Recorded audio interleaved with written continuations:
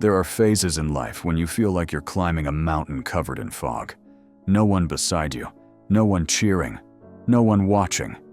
You keep walking, keep trying, keep honoring your promise to yourself. Yet the world outside seems hauntingly silent. No one says, "I'm proud of you." No one sees the silent battles you fought. And sometimes you ask yourself, is it worth it when no one witnesses it? But here's what most people don't realize. It's precisely in that solitude where another kind of strength begins to form. A strength that doesn't need praise or validation. Every rebirth begins with dissolution. When there's no one left to lean on, it's not the end. It's a sign that your soul is preparing to enter a new stage where you become your own source of power. Today we'll walk through that journey, the path to rising, even when no one stands by your side. And what you'll discover is this: the moment you stop waiting for someone to lift you up, you awaken a profound truth. Everything you've ever sought in the outer world, strength, love, peace, has always been within you, waiting to be awakened. When that happens, you don't just rise, you begin to walk with your own light. There are moments when the world seems to pull away. Familiar conversations no longer excite you. People who once walked with you begin to feel distant. Everything on the surface stays the same: your job, your relationships. Yet inside, you know something is changing. No one tells you this is the beginning of growth, because most people are afraid of this stage. But this is what Jung called the night sea journey, the dark night of the soul. When you no longer resonate with the old world, and to step into the new, you must pass through your deepest shadow loneliness. The loneliness we're talking about isn't about being physically alone in an empty room. It's the feeling of being disconnected from everything that once made you feel you belonged. You still smile, still talk, but deep down, you know what's happening around you no longer touches your soul. Many believe that reaching this point means failure, but in truth, it's the moment your soul begins to separate from the persona, the mask that once helped you fit in. That feeling of, "no one understands me," isn't a sign you've lost your way. It's proof that you're getting closer to your true self. A person only truly matures when they dare to face themselves in solitude. Not when someone listens, but when every external sound goes silent and you're forced to hear your inner voice. During this stage, many lose direction and run away into work relationships, distractions that help them forget the emptiness. But the more they avoid it, the larger that emptiness grows. Loneliness doesn't come to punish you. It comes to deepen you, to help you rebuild your foundation from within. I once knew a woman who, after her divorce, fell into a state of disorientation. She had always been surrounded by friends and laughter. But when everything collapsed, her apartment became frighteningly quiet. Instead of filling the void with dates or work, she learned to sit in silence. At first, just for a few minutes, then gradually for hours. She cooked for herself, read, journaled, and faced the questions she had always avoided. Months later, she said, "I realized silence is no longer my enemy. It's where I finally hear myself." That was the meeting with the self, the moment you stop running and start coming home. When there's no one to depend on, that pressure forces you to develop discipline and inner steadiness. Like a climber without a safety rope, every step becomes a conscious choice, every action a promise to yourself. And each promise kept becomes a brick that builds your strength. Think of an oak tree in winter. When every other tree sheds its leaves, the oak stands alone in the cold wind. No flowers, no color. But during that winter, its roots are growing deeper, preparing for spring. Humans are the same. Every lonely season is the soul's winter. But if you're patient enough to stay, you will see that spring is waiting behind it. In all chaos, there is a cosmos. In all disorder, a secret order. If you're standing in the darkness of loneliness, don't be afraid. It's not a sign of weakness. It's proof that you're leaving the old path to open a new one. At some point, after learning to stand in solitude, you realize something profound. What exhausts us isn't loneliness, it's expecting someone else to fill it. Loneliness doesn't come from having no people around you, but from being unable to communicate the things that matter most. When you rely on others to make you feel okay, every silence, withdrawal, or unmet response feels like collapse. That isn't love. It's emotional dependency, which is the mark of an unintegrated ego. I once met a woman in a therapy session who confessed that she nearly panicked whenever her boyfriend didn't reply to her texts. She would check her phone dozens of times, imagining the worst. "I know it's irrational," she said, "but when he's silent, I feel like I don't exist." After months of work, she discovered the fear didn't come from him. It came from her childhood. Whenever she was sad, her parents would say, "Don't be dramatic," or walk away. Her unconscious learned, "Your feelings don't matter." And ever since, she sought someone to prove otherwise. This is the trap of emotional projection. When we use others as mirrors to determine our worth, when they respond, we feel valuable. When they withdraw, we lose direction. But the truth is, no one can be your savior forever. The more you depend on others for stability, the more you lose the ability to regulate yourself. Self-soothing doesn't mean coldness or disconnection. It means becoming the one who listens to your own emotions. When sadness arises, instead of running to find someone to calm it, you stay. You place your hand on your heart and whisper, "I'm still here." That simple act is the beginning of emotional independence, a key stage of individuation, when you stop merging with the collective and become an autonomous self. This relates directly to Carl Jung, empath, and personal development. When you stop requiring others to validate your emotional experience, you step into mature selfhood.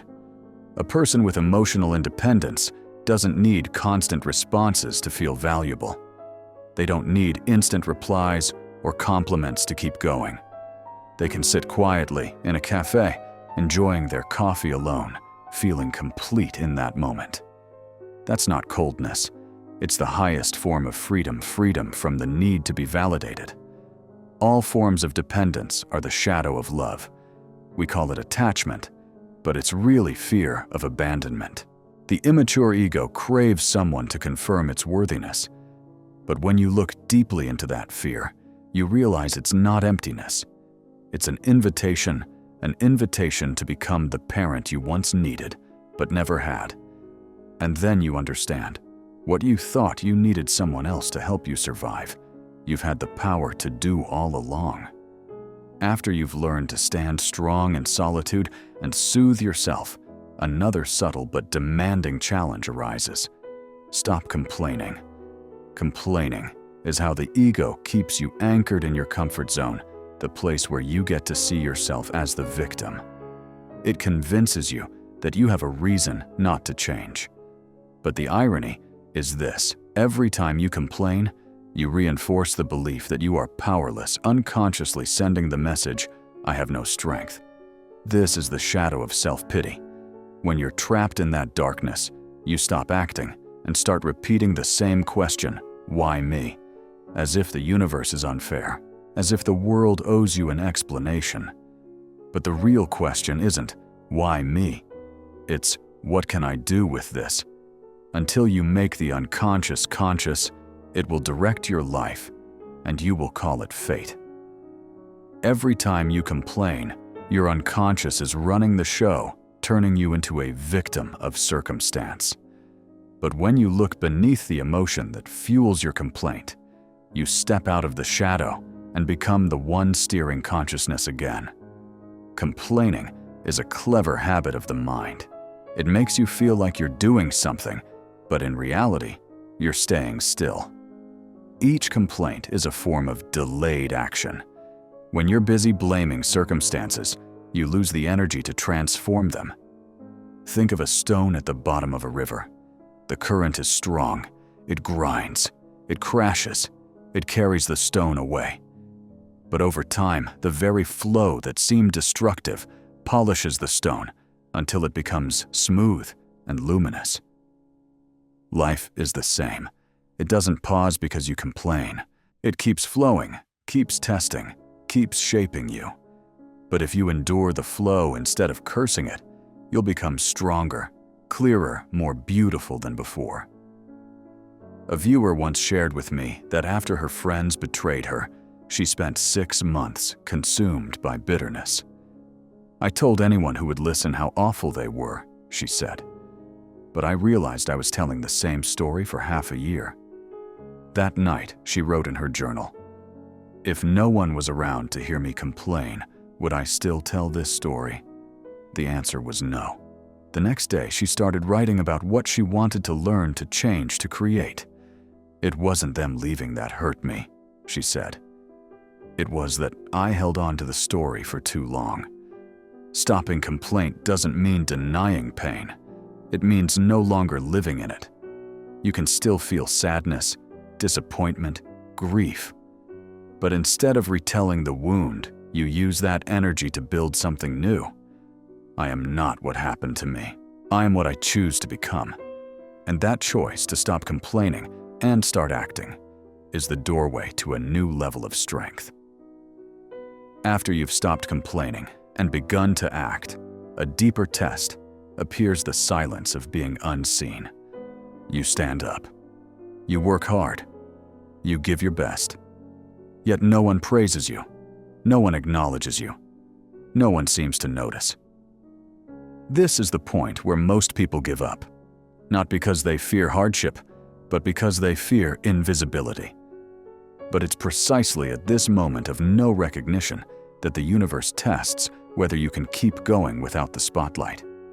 The most terrifying thing is to accept oneself completely, because when you truly validate yourself, you no longer hide behind others' opinions. You don't need compliments. You don't need proof. You don't need witnesses to your worth, because you've become your own witness.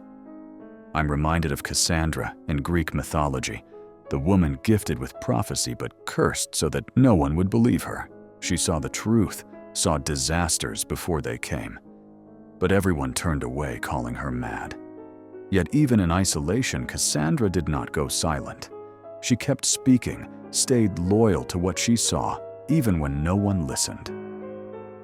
At a deeper level, her story is a metaphor for every strong soul, those who continue to honor their truth in silence, even when the world refuses to see them. Sometimes being believed isn't as important as staying true to yourself. I once spoke with a woman who, after years of dedication, was often the last one in her office at night. Yet when awards came, her boss praised someone else. "I felt invisible," she said. One day she decided to stop working to be seen and start working to see herself. Every time she finished a project, she wrote down what she'd done, rewarded herself with a quiet afternoon, a coffee, a book. I realized external validation lasts for minutes, but self-recognition stays for days. That's the shift from the dependent ego to the self, the mature center of consciousness. Those who live from the self act not for praise, but because it's an expression of who they are. They don't need an audience to know their worth, because their value doesn't come from applause. It comes from the frequency of inner truth. Self-validation isn't arrogance. It's the deepest form of self-respect. It's knowing you're still on your way, still imperfect, yet you hold yourself with both hands, light and shadow alike. Those who can validate themselves don't deny their flaws. They see them as proof of becoming. Think of how steel is forged. Metal hardens only when exposed to fire. The same goes for the soul. Silence, neglect, and lack of recognition are the flames that strengthen your core. When no one else validates you, you're forced to look inward. And in that gaze, you discover something extraordinary. You're far stronger than you thought, Have you ever wondered why even after becoming stronger and calmer, life still makes you fall, especially when no one is there to lift you up? Failure in its truest sense isn't about loss or defeat. It's that moment when you stumble right on the path you believed in most. Those falls don't come to destroy you. They come to reveal the parts of you that remain unhealed, the ones still waiting to be integrated and loved. Every time you fall, the shadow reappears. It's not punishment, it's illumination. It shines light on your hidden arrogance, your fear of criticism, your hunger for approval. Mistakes are, after all, the foundations of truth. Failure doesn't weaken you, it makes you real. Because only when no one catches you do you learn how to walk with your own strength. I once knew a woman who ran a small business. After years of effort, she was betrayed by her co-founder and lost nearly everything. For months, she lived in guilt and fear. But one day, her therapist asked, "If this isn't an ending, but a lesson, what is it teaching you?" She went silent, then said, "Maybe I never truly listened to my intuition." From then on, she began journaling daily, not to complain, but to write what she was learning from the pain. A year later, she reopened her company, smaller but steadier. "I'm no longer afraid to fall," she said, "because every fall makes me more honest with myself." That's how failure becomes fire. You can't grow in safety because safety lulls the unconscious to sleep. But when you hit bottom, every layer of pretense burns away and your soul stands bare. Think of the phoenix, the mythical bird that regenerates by burning itself. Whenever it grows old, it dives into flames to shed its ashes, then rises again, brighter and freer. Humans are the same. If you dare to rise from your own ashes, you'll see that what burned away wasn't you. It was just the shell that had finished its purpose. Rock bottom is never the end. It's the ground you push off from. Strong souls aren't born from comfort. They're forged in collapse. Falling doesn't make you weak. Staying down does. When you shake off the ashes, face your mistake, and take one more step, even a small one, you're rewriting your story. After learning to rise from your falls, a deeper lesson awaits to act, even when you don't feel ready. Because if solitude forged your strength, discipline will make you shine. Will is the energy capable of reorganizing the entire psyche. It's not just the force to do, but the power to transcend fleeting emotion in service of lasting meaning. When you act only from inspiration, your ego still rules the part of you that always seeks comfort. But when you act beyond feeling, you no longer need motivation because you've submitted to a higher order. Inspiration is a gift, but discipline is the foundation. There will be days when you feel no motivation, no hope, no sense of meaning. But if on those days you still sit down, still continue, even one small step, you're training your greatest power, will over emotion. Freedom of will is the ability to do gladly that which I must do. Freedom isn't doing what you like, it's gladly doing what's necessary. A friend of mine, a single mother, working 2 jobs, once told me she woke up at 5 a.m. every day, cooking, working, surviving. There came a time when she was utterly drained. "I've lost all passion," she said. But one day, when her son asked, "Mom, what happened to your dream?" something in her shifted. That night, she decided to start again. Not for inspiration, but for responsibility to herself. She began small, waking 15 minutes earlier, to read writing 3 daily goals, saving every spare dollar for her dream bakery. Some days she was exhausted, but she kept going. "I stopped waiting for motivation," she said. "I just needed will, because my son needs to see his mother not give up." A year later, she opened a small bakery. No one helped, no one encouraged, but she kept walking. This story reminds us inspiration doesn't create will. Will creates inspiration. When you begin, you don't need to feel ready. You just need to be honest with your first step. Inspiration will follow as a reward for perseverance. After all the silent effort, you realize you've done everything right, kept walking, stayed disciplined, stayed faithful to the path. Yet the outer world remains silent. No one knows. No one understands. No one says thank you. And in that quiet, a subtle emptiness arises. Do all these efforts even matter? That's the final lesson. When no one is left to lean on, you must find your own light. Your visions will become clear only when you can look into your own heart. All the answers you seek are already within your unconscious. You only need enough stillness to hear them. After years of living to be understood, you realize not everyone has the capacity to see you at your depth. Sometimes, they only see the parts that make them comfortable, and that's not their fault. In a world where everyone is searching for themselves, few can truly see another soul. When you stop expecting understanding from the outside, you begin the return inward, where all your contradictions start to harmonize.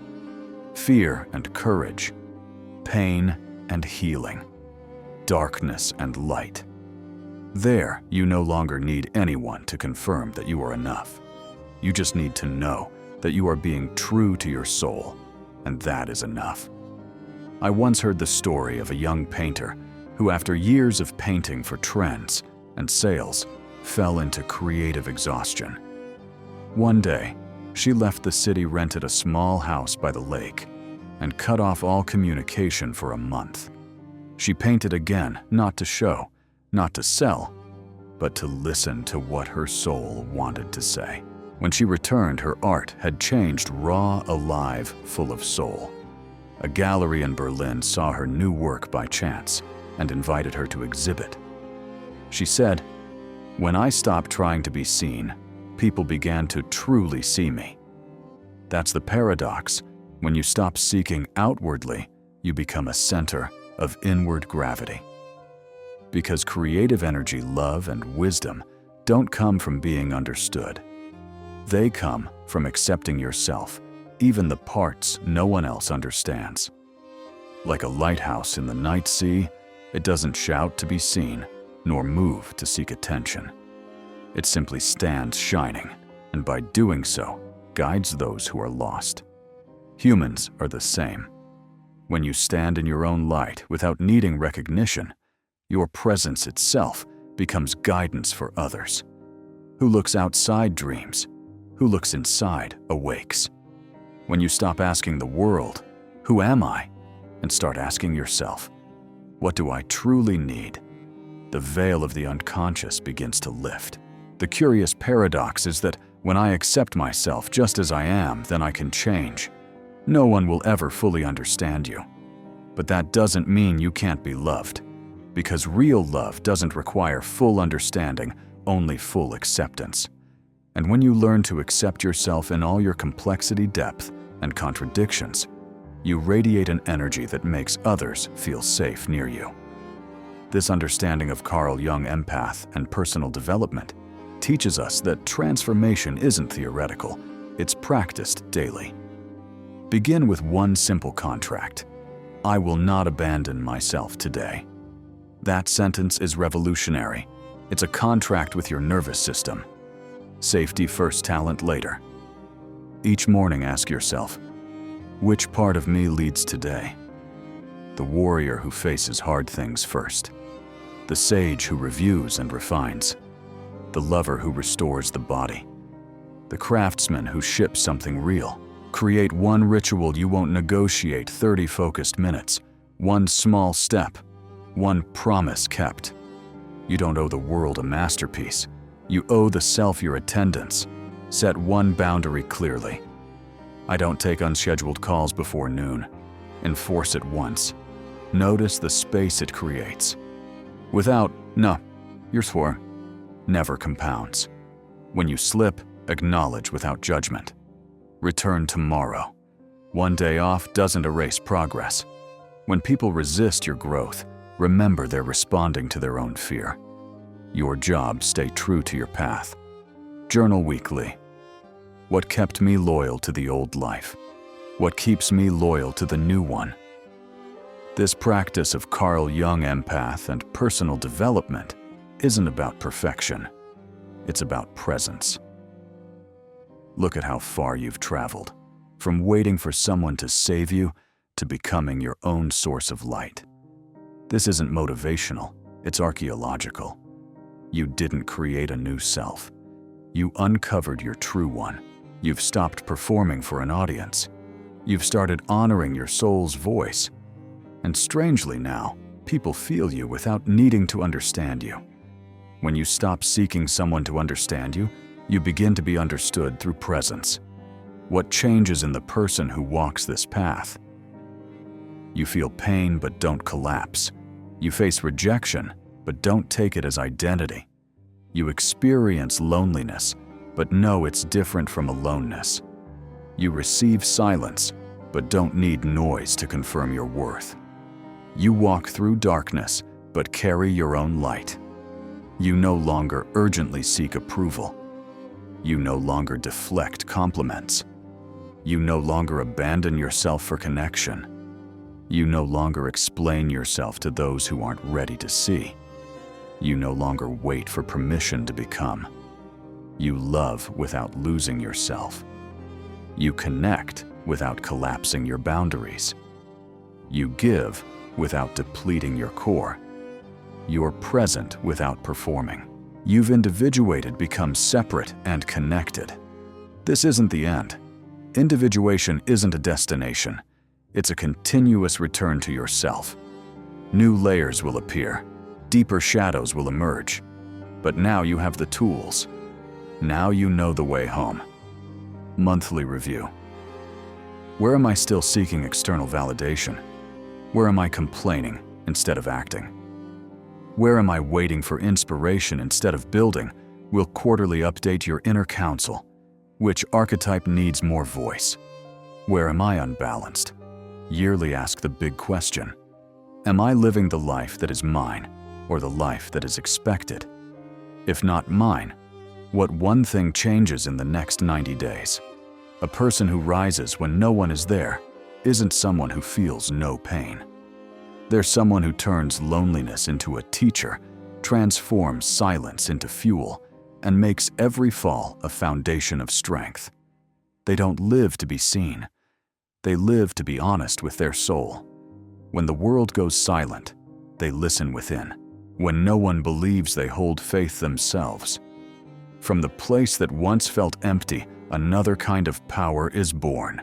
A power that needs no proof. This journey isn't about becoming unbreakable. It's about becoming authentic with your fears, your will, and your own light. When you stop waiting to be saved, you'll realize you were never weak. You just hadn't yet seen how strong you really are. If this awakened something in your heart, share it. Someone out there needs this reminder too, that they are strong enough to stand up and keep believing in themselves. Subscribe, because this journey has just begun.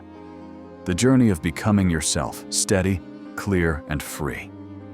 Even when no one stands beside you. You walking up that fog-covered mountain, but now you notice you're not climbing anymore. You're ascending. And the fog, it's clearing, because you've become your own sun.